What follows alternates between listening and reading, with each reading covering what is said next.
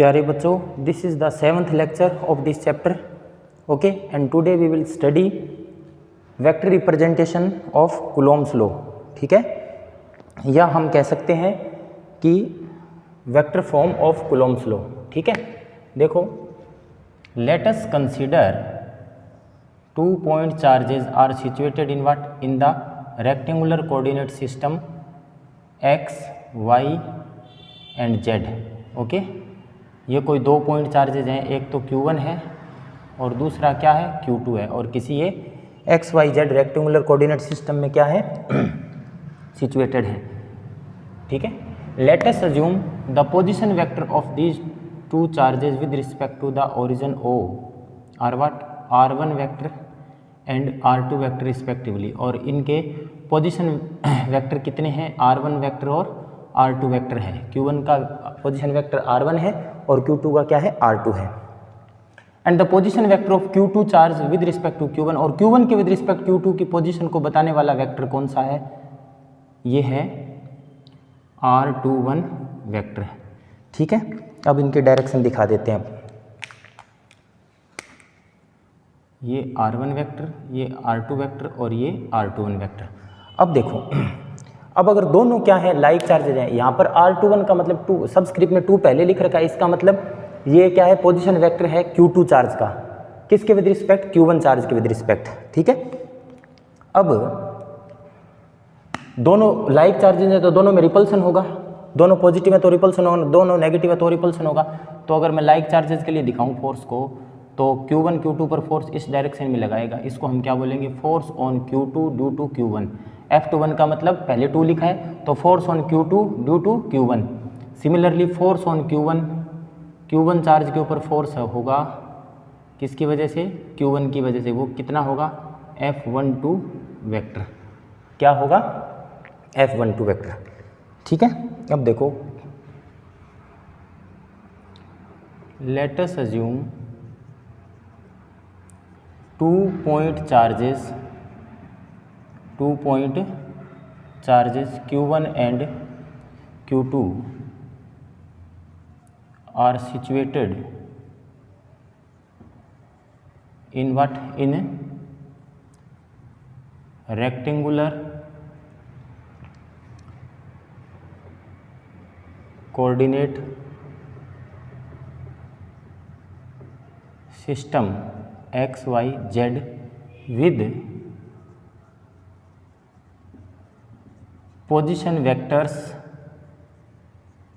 R1 vector and R2 vector respectively. हमने 2 point charges मान लिए Q1 और Q2, वो दोनों रेक्टेंगुलर कोऑर्डिनेट सिस्टम में रखे गए हैं और उनके पोजीशन वेक्टर क्या हैं? R1 vector and R2 vector respectively. ठीक है, if the position vector of charge Q2 with respect to charge Q1 is R21 vector, then अगर Q2 चार्ज का Q1 के विद रिस्पेक्ट पोजीशन वेक्टर कितना है? R21 vector है. Then हम क्या लिख सकते हैं? R21 vector is equals to R2 vector minus R1 vector. Let it call equation number 1. ये कैसे लिख दिया? From triangle law of vector addition. From the triangle law of vector addition, if the 2 sides of the triangle represents what? 2 vectors which are taken in same order, then the third side of the triangle will give the resultant of these 2 vectors taken in opposite direction. ठीक है, तो ये दोनों side हैं same order में ली गई है, same direction में ली गई है, तो इन दोनों का जो सम है वो किसके इक्वल होगा? तीसरी साइड जो कि अपोजिट ऑर्डर में है उसके इक्वल होगा. तो हम क्या लिख सकते हैं? R1 vector plus R21 vector equal to क्या होगा? R2 vector. R1 vector plus R21 vector equal to R2 vector, which imply R21 vector equal to what? R2 vector minus R1 vector. ऐसे आया. ठीक है, लेकिन आप यहाँ पर इतना ये आपको समझाने के लिए बताया था, यहाँ पर आप डायरेक्ट ये लिखो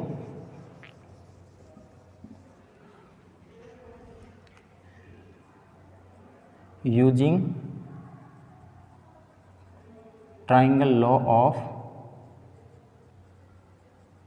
वेक्टर एडिशन. ठीक है। अब देखो, if the force on charge Q2 due to Q1 is F21 vector, ठीक है। अगर Q2 चार्ज के ऊपर Q1 की वजह से, Q2 चार्ज पर Q1 की वजह से फोर्स कितना हो, F21 वेक्टर हो, then from Coulomb's law F21 vector equal to, Coulomb's law क्या होता है, K Q1 Q2 upon r square, K की जगह 1/4 pi epsilon not Q1 Q2 और दोनों के बीच का डिस्टेंस कितना है, R21, तो R21 का स्क्वायर। अब कोई भी वेक्टर हम लिखते हैं, जैसे A वेक्टर है तो पहले A वेक्टर का मैग्नीट्यूड और फिर उसकी डायरेक्शन, डायरेक्शन कौन बताएगा, यूनिट वेक्टर, ठीक है ना। Unit vector is the vector whose magnitude is what, unity, and it gives the direction of this vector, ठीक है। तो ये इस फोर्स का क्या लिख दिया हमने, मैग्नीट्यूड लिख दिया, और ये R21 कैप इसकी क्या बता रहे हैं, डायरेक्शन को बता रहे हैं। बात आई समझ में। अब देखो कि फ्रॉम इक्वेशन 1 एंड 2, 1 और 2 से क्या लिख सकते हैं, F21 वेक्टर बराबर 1/4 pi epsilon not Q1 Q2, R21 की जगह क्या है, R2 vector minus R1 vector, तो R2 vector minus R1 vector, ये मैग्नीट्यूड है, तो मैग्नीट्यूड को दिखाने के लिए हम ये मॉडुलस लगा सकते हैं और इसका स्क्वायर, ठीक है, और इनटू में R21 कैप। ये इक्वेशन नंबर क्या हो गई, 2 हो गई, ठीक है। अब बता दो कि यहाँ पर where R21 cap is what is the unit vector along what, along R21 vector, यानी कि R21 वेक्टर की डायरेक्शन हमने कहाँ से कहाँ ली है, Q1 से Q2 की ओर ली है, तो R21 कैप क्या बता रहा है, R21 वेक्टर की डायरेक्शन में ये क्या है, यूनिट वेक्टर है, तो F21 की डायरेक्शन क्या होगी, इस यूनिट वेक्टर की डायरेक्शन में होगी F21, ठीक है।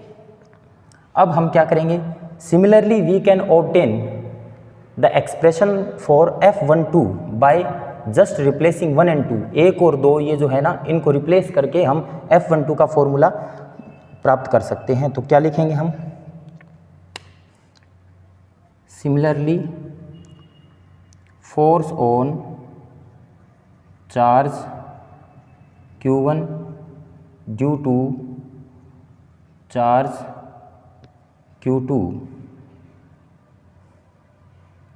Is what is F12 vector लिख देता है बेटा इसको, तो क्या होगा 1/4 pi epsilon not Q1 Q2, और मैंने कहा ना कि 1 और 2 को रिप्लेस कर दो, तो क्या होगा ये R1 vector minus R2 vector into R12 cap.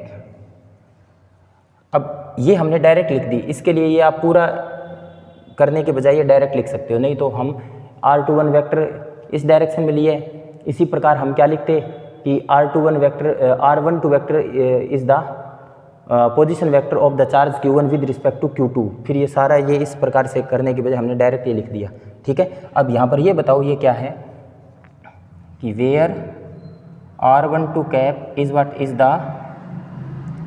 Unit vector, कौन सी डायरेक्शन में, अलोंग what R12 vector which is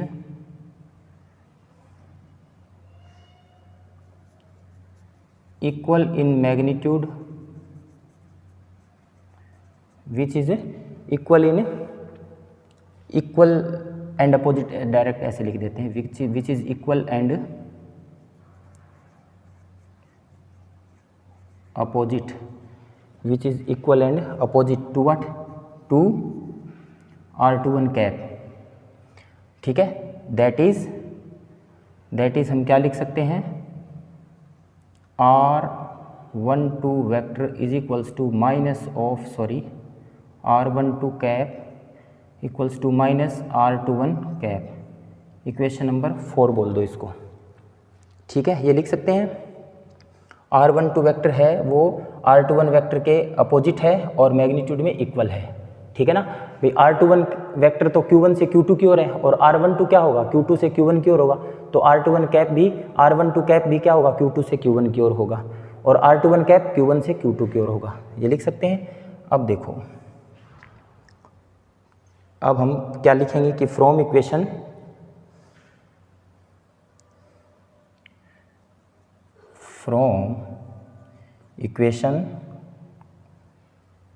ये स्क्वायर लगेगा यहाँ पर बेटा, स्क्वायर, ठीक है। From equation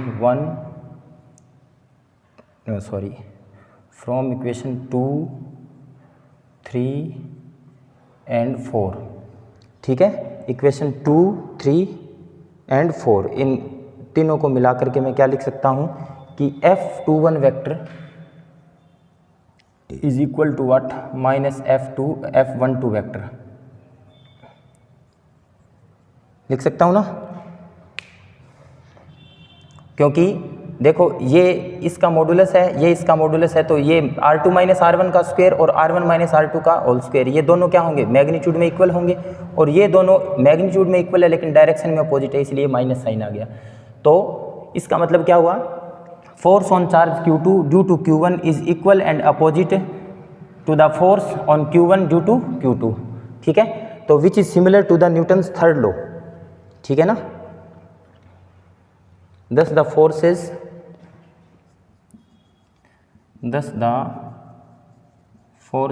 exerted by the two charges are equal and thus the force exerted by the two charges on each other, ऐसे लिखो, two charges on each other are equal and opposite, okay, are equal and opposite, okay. Therefore we can say that Coulomb's law obeys what, Newton's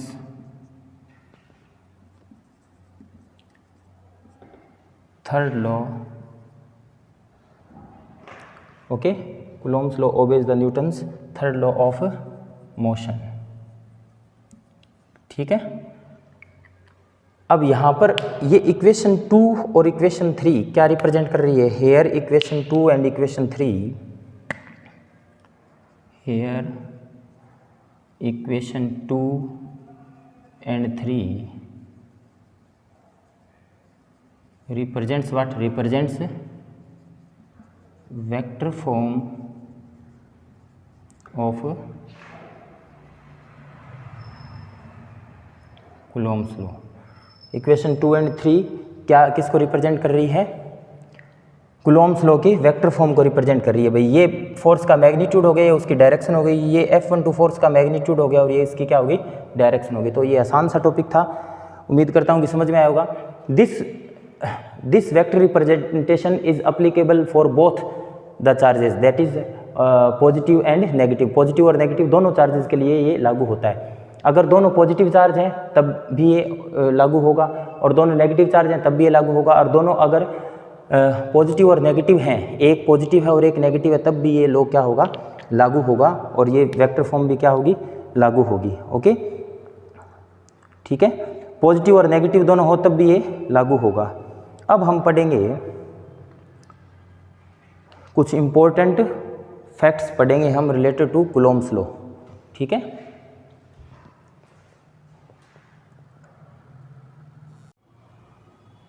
तो बच्चों अब हम देखते हैं important facts related to Coulomb's law, ठीक है ना। कुलोम्स law से रिलेटेड महत्वपूर्ण बातें। तो देखो पहली क्या है कि this law is valid for point charges and stationary charges, यानी कि कुलोम्स लॉ है ये केवल पॉइंट चार्जेस के लिए ही अप्लीकेबल होता है, एंड स्टेशनरी चार्जेस, बिकॉज जो मूविंग चार्जेस हैं since moving charges produces electric field and magnetic field, so we can say that in between the moving charges magnetic force will also be there, वहाँ पर magnetic force भी रहेगा, इसलिए Coulomb's law is not applicable for moving charges, it is applicable only for what, stationary charges, ठीक है। and this law is valid from distances from 10⁻⁻15 metre to few kilometres, यानी कि 10⁻⁻15 metre से लेकर के और कई किलोमीटर तक ये लॉ क्या होता है, दो चार्जेस के बीच में वैलिड होता है, ठीक है। But this law is not valid for the distances less than 10⁻⁻15 metre because nuclear forces are present there, वहाँ पर किसकी प्रेजेंस आ जाती है, न्यूक्लियर फोर्स की, क्योंकि 10⁻⁻15 मीटर किसका साइज होता है, न्यूक्लियस का साइज होता है। तो इससे कम डिस्टेंस के ऊपर हम न्यूक्लियस के अंदर चले जाएंगे तो इसलिए वहाँ पर न्यूक्लियर फोर्स मिलेंगे, ठीक है।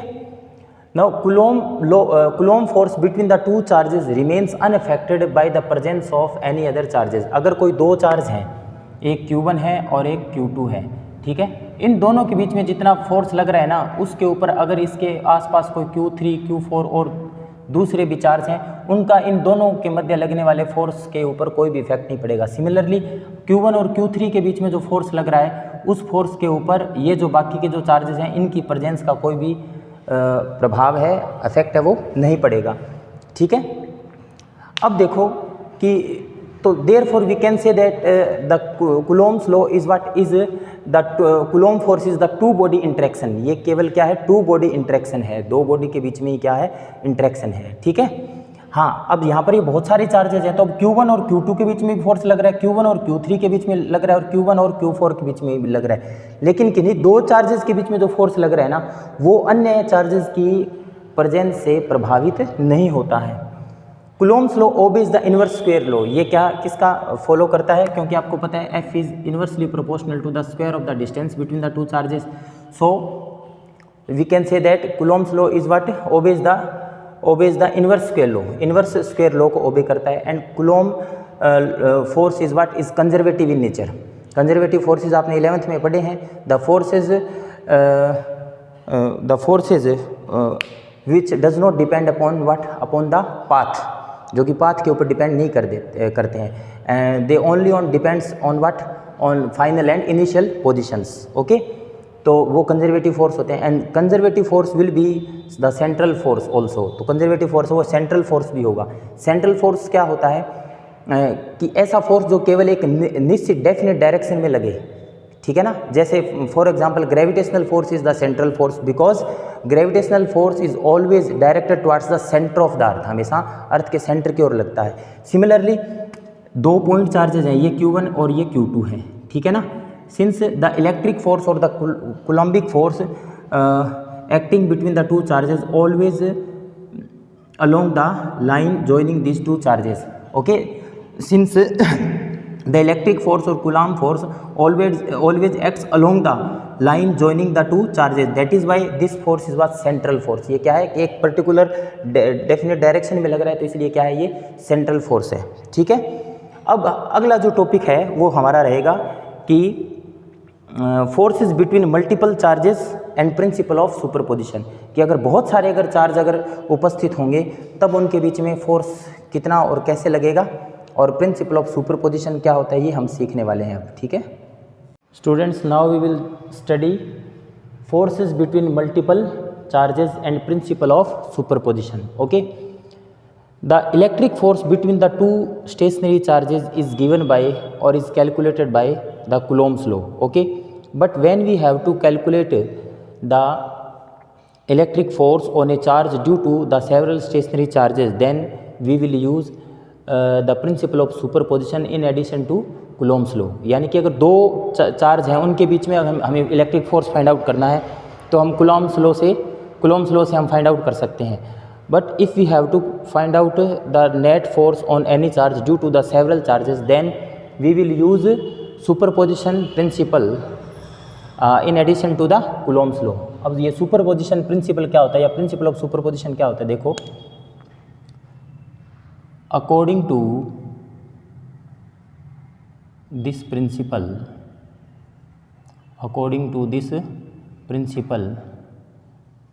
the total force the total force on any charge due to a number of other charges. The total force on any charge due to a number of other charges is what is the vector sum, is the vector sum of all the forces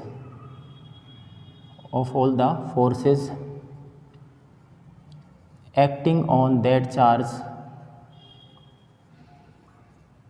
due to other charges.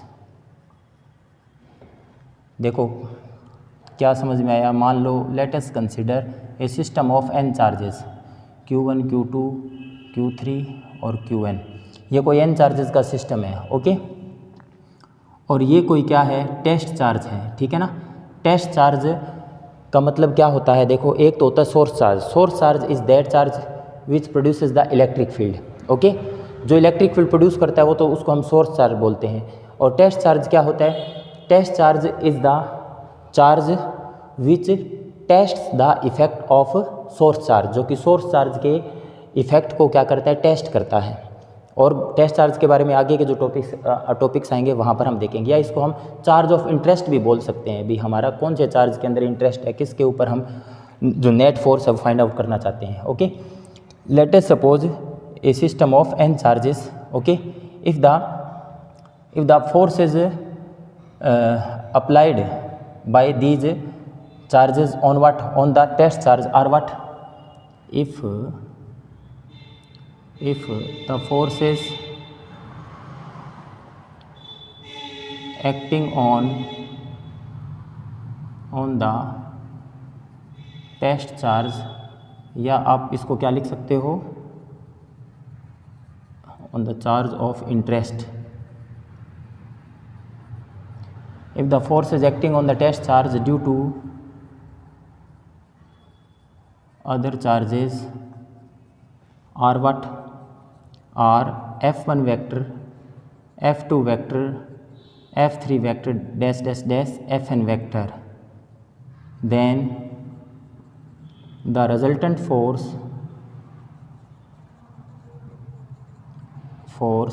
on the test charge will be, देखो according to this principle the total force on any charge, the total force on any charge, मान लो इस charge के ऊपर total force कितना लगेगा कि किसके इक्वल होगा, इस चार्ज के ऊपर इन बाकी सभी चार्जेस की वजह से लगने वाला फोर्स है वो मान लो F1, F2, F3 और क्या है Fn है। तो इसके ऊपर टोटल फोर्स किसके इक्वल होगा, will be equal to the vector sum of all the forces, F1 vector plus F2 vector plus F3 vector plus dash dash dash plus Fn vector, ठीक है ना। क्योंकि अगर कोई नेगेटिव चार्ज होगा तो यहाँ पर नेगेटिव सिंबल आ जाएगा, ठीक है ना। तो इसलिए हमने वेक्टर सम लिखा है, ठीक है। F vector equal to F1 vector plus F2 vector plus F3 vector plus dash dash dash plus Fn vector. तो ये नेट फोर्स आएगा, okay. The net force on the test charge will be equal to the vector sum of all the forces acting on that charge due to the other charges, बाकी के charges की वजह से उसके ऊपर लगने वाले सभी फोर्सेज के वेक्टर सम के क्या होगा, इक्वल होगा। तो ये क्या होता है, प्रिंसिपल ऑफ सुपरपोजिशन। अब प्रिंसिपल ऑफ सुपरपोजिशन का उपयोग करते हुए हम फोर्स फाइंड आउट करेंगे, फोर्सेज बिटवीन मल्टीपल चार्जेस, ठीक है ना। अब देखो बेटा,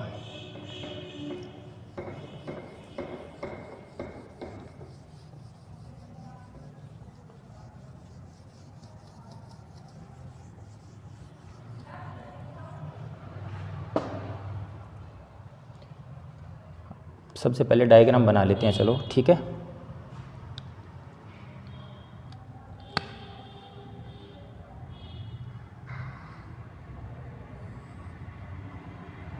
ये मान लिया हमने क्या, rectangular coordinate system X Y Z है, ठीक है।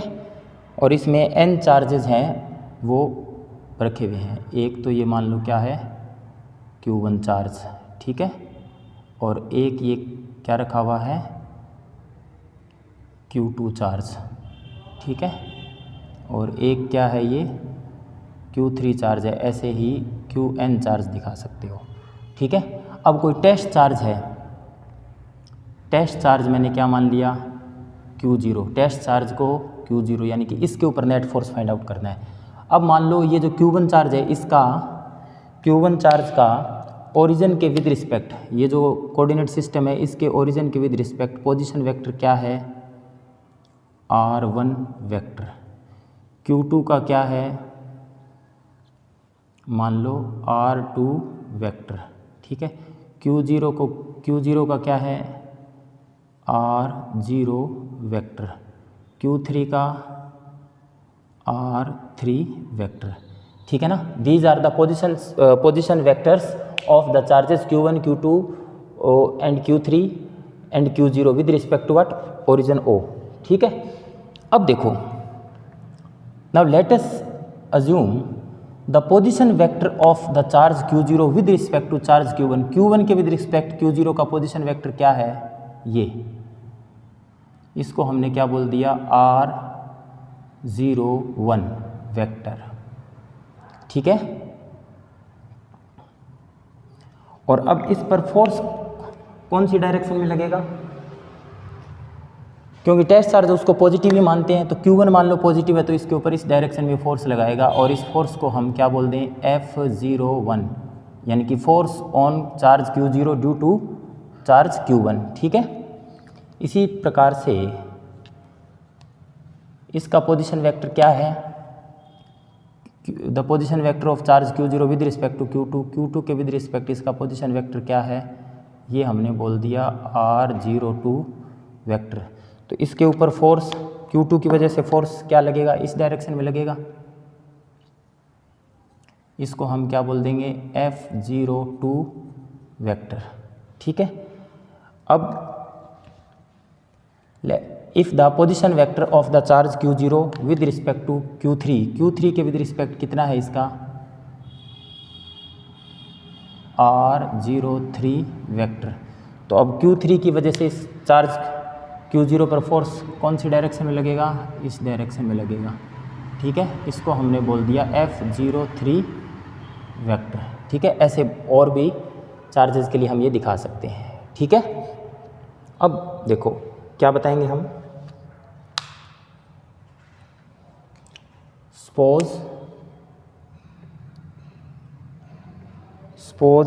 Charges Q1 Q2 dash dash dash Qn are situated at the points with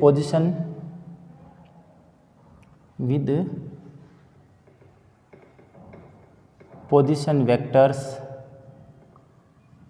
R1 vector, R2 vector dash dash dash Rn vector, position vectors respectively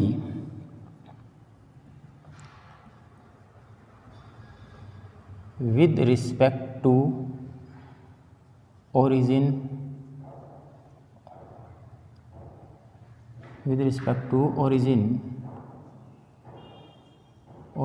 O of the coordinate system. ठीक है, कि भाई ये जो Q1 Q2 Q3 ये charge है, इनका origin के विद रिस्पेक्ट जो पोजीशन वेक्टर्स हैं वो क्या है R1 R2 और R3 हैं। ठीक है, तो अब देखो system coordinate system x y z। ठीक है, अब देखो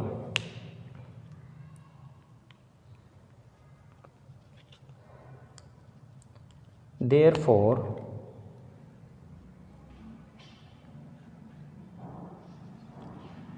अब इसके बाद में अब ये जो R01 R02 R03 ये वेक्टर्स हैं, इनके भी बारे में लिखना पड़ेगा। तो हम क्या लिखेंगे, let the position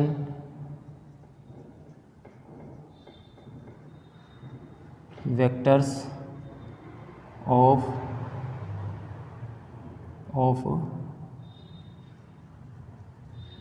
test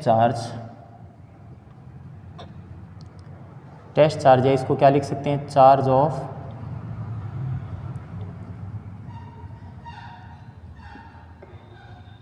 interest Q0, let the position vectors of test charge Q0 with respect to charges Q1, Q2 dash dash dash Qn are R01 vector, R02 vector dash dash dash, R0n vector respectively.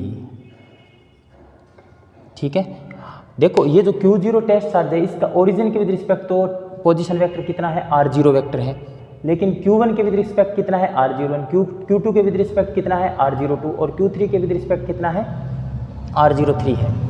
ठीक है, तो अब हम क्या लिख सकते हैं, देखो sorry, respectively then the force on Q0 due to Q1, the force on Q0 due to Q1 is, क्या बोलेंगे इसको, F01 is F01 vector is equals to क्या होगा, the force on Q0 due to Q1, Q0 पर Q1 की वजह से force कितना होगा, ठीक है, इज F01 वेक्टर, देन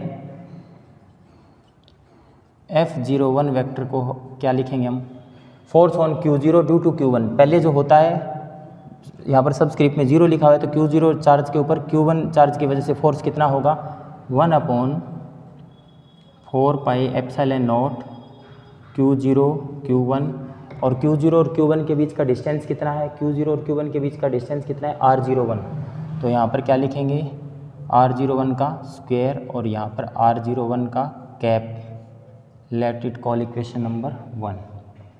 ठीक है, इसका मैग्नीट्यूड है तो आप ऐसे लिख सकते हो इसको। ठीक है, ऊपर वेक्टर भी लगाना चाहो तो वेक्टर भी लगा सकते हो, वेक्टर का मैग्नीट्यूड हो गया। ठीक है, सिमिलरली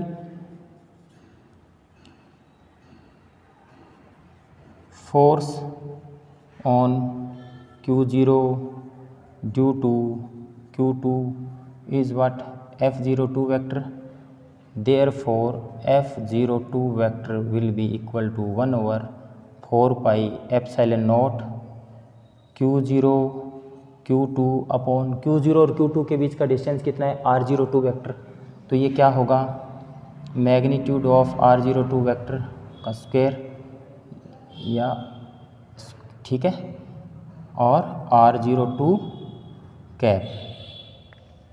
ठीक है, यहाँ पर ये बता दो कि here R01 cap is what, is the unit vector directed from R01 की डायरेक्शन क्या होगी, directed from Q1 to Q0, directed from Q1 to Q0। ठीक है, इसी प्रकार यहाँ पर R02 के बारे में लिख सकते हो, R02 cap is the unit vector directed from Q2 to Q0 आ जाएगा। ठीक है, इसी टाइप से हम क्या कर सकते हैं, सिमिलरली F0n वेक्टर, ठीक है ना, या ऐसे इस टाइप से बताओ इसको, इस टाइप से इसको क्या लिखेंगे, F0n vector will be equal to 1/4πε0 Q0 Qn upon R0n square का मॉडुलस डॉट R0n कैप। ठीक है, अब हम क्या लिखेंगे,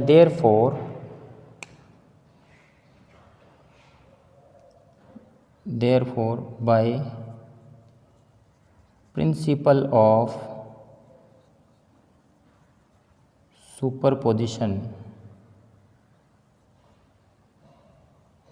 the total force on the test charge, उसको अपन क्या बोल देंगे, F0 vector equal to F01 vector plus F02 vector plus dash dash dash plus F0n vector. Let it call equation number 4। यानी कि Q0 चार्ज पर जो फोर्स लग रहा है नेट फोर्स, उसको मैंने क्या बोल दिया, F0। F0 वेक्टर किसके इक्वल होगा, Q0 पर Q1 के कारण फोर्स प्लस Q0 पर Q2 के कारण, Q0 पर Q3 के कारण, Q0 पर Q4 के कारण और Q0 पर Qn के कारण फोर्स के वेक्टर सम के इक्वल होगा। ठीक है, अब कुछ नहीं है, बस ये वैल्यूज़ पुट करनी है from equation 1, 2, 3 and 4 we get क्या होगा, F0 vector is equals to F01 की वैल्यू क्या है, 1/4 pi epsilon naught Q0 Q1 upon R01 square का modulus R01 cap plus 1/4 pi epsilon naught Q0 Q2 upon R02 vector square R02 cap plus dash dash dash plus, यहाँ लिख देता हूँ, plus 1/4 pi epsilon naught Q0 Qn upon R0n square और R0n cap. अब देखो इसमें से common क्या आ रहा है, 1/4 पाई एप्सिलॉन 0 कॉमन आ गया, अंदर क्या रहेगा, Q0 Q1 upon R01 square R01 cap plus Q0 Q2 upon R02 square R02 cap plus dash dash dash plus Q0 Qn upon R0n square vector और R0n कैप। ठीक है, अब इसको हम क्या लिख सकते हैं, 1/4 पाई एप्सिलॉन नॉट समेशन लगा करके क्या लिखेंगे, Q0 Qi upon R0i square dot R0i cap where i is running from 1 to n। Summation का मतलब क्या होता है, जोड़। ठीक है ना, यहाँ पर देखो Q0 सब में Q0 बना हुआ है, फिर ये Q1 Q2 Q3, तो इसको मैंने Qi लिख दिया। यहाँ पर R01 R02 R0, इसको मैंने R0i लिख दिया और i क्या है, 1 to n दौड़ रहा है। ठीक है, समेशन का मतलब क्या है, अगर समेशन को खोलेंगे तो i का वैल्यू पहले क्या रखो, 1 रखो, फिर समेशन का मतलब जोड़, फिर i का वैल्यू 2 रखो, तो ये वापस सारी की सारी टर्म्स मिल जाएगी। अब Q0 को भी समेशन से बाहर लिया जा सकता है, Q0 को भी इस समेशन से बाहर लिया जा सकता है। यहाँ पर लिख देता हूँ, साथ साथ में नोट्स लिख लीजिएगा बेटा, तभी थोड़ा सा टाइम ज़्यादा लग रहा है, क्योंकि मैं जब नोट्स साथ में लिख रहा हूँ ना, इस वजह से थोड़ी प्रॉब्लम हो रही है ये। ठीक है, तो इसको क्या लिख सकते हैं हम, which imply F0 vector is equals to, क्या हो जाएगा, Q0 सब इस समेशन से बाहर ले सकते हैं, 4 पाई epsilon not i is running from 1 to n Qi upon R0i square और R0i कैप। ठीक है, R0i cap. So this is what, this is the net force. Okay, this is what, net force. अब बात करें इसकी हम direction की। ठीक है ना, ये नेट फोर्स आ गया। अब इसकी डायरेक्शन की बात करें तो वो डायरेक्शन कैसे निकाल सकते हैं, we can find out the direction of this resultant force. ये तो इस रिजल्टेंट फोर्स का मैग्नीट्यूड हो गया। अब डायरेक्शन की बात करें तो the direction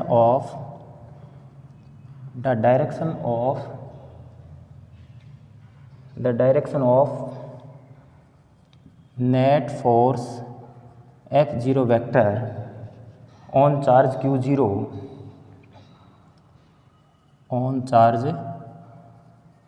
Q0 due to n charges can be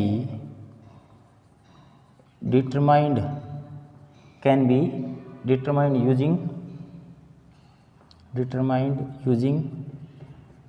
polygon